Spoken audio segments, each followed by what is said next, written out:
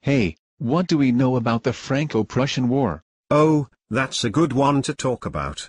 There is much to say. It's actually the culmination of years of tension between France and Prussia. Yeah, but what actually caused it? Well, in 1868, the Spanish throne became vacant with the deposition of Isabella II. Hold on, I thought we were talking about Prussia and France. We are. Just give it a second.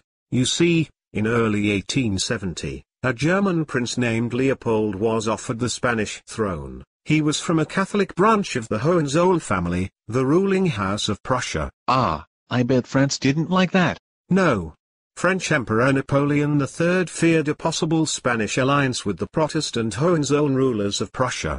He protested against this, and even hinted France might go to war if this were to happen. Wow, that's not cool. I guess that's why Leopold withdrew from accepting the throne in July of 1870. Yes, and that was a huge diplomatic defeat for Prussia. But France wasn't satisfied by this. We are not satisfied. We demand a guarantee out of Prussia. See what I mean? Yeah. I guess those French are never satisfied. Right. But anyway, let's go take a look at how things played out. On July 13, 1870, Prussian King Wilhelm I was taking a walk in the Kurpark in Ems. Ems? Like the letter? No, like the city of Ems, in Prussia. Oh, I see. Right. So anyway, while he was taking his stroll, he just happened to run into the French ambassador. Yeah, okay. Just happened to run into him, huh? Whatever. But the point is, the French ambassador demanded that Wilhelm guarantee he would never again permit a Hohenzollern prince to be a candidate for the Spanish throne. That sure sounds like strong-arm tactics to me. How did Wilhelm respond to this threat? Well, apparently the meeting was actually rather congenial. Wilhelm simply said that he wouldn't commit to any such course of action. There's got to be more to it than that. Oh, there is. Let's take a look. You see, an account of this meeting was passed on to Otto von Bismarck in Berlin. The king gave Bismarck permission to release this information to the press.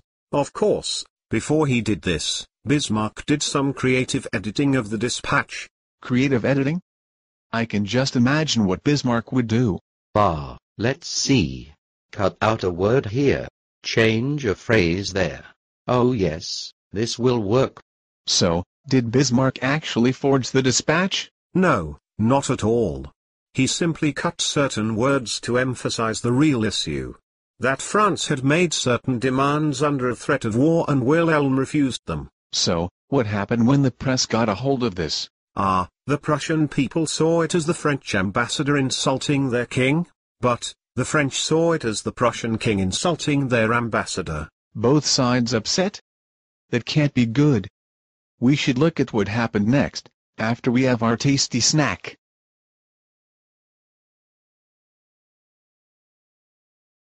Dude, what's that on your head?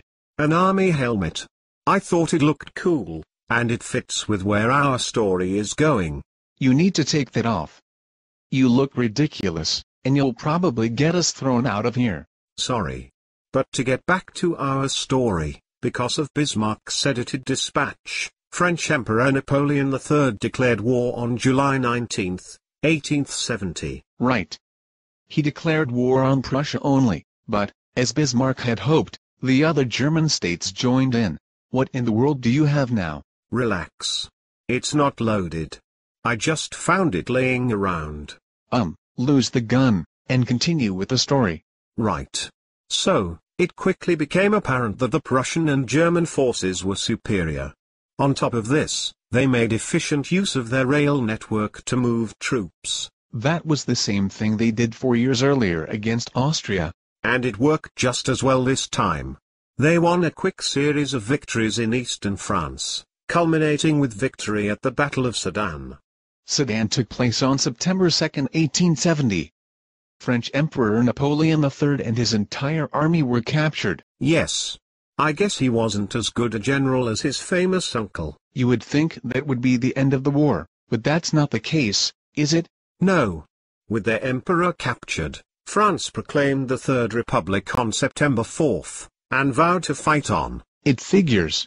France raised a new army and fought the Germans for the next 5 months across northern France. Meanwhile, Paris was under a prolonged siege which lasted until January 28, 1871. It's rather interesting to note that the siege of Paris saw the first use of anti-aircraft artillery. Really?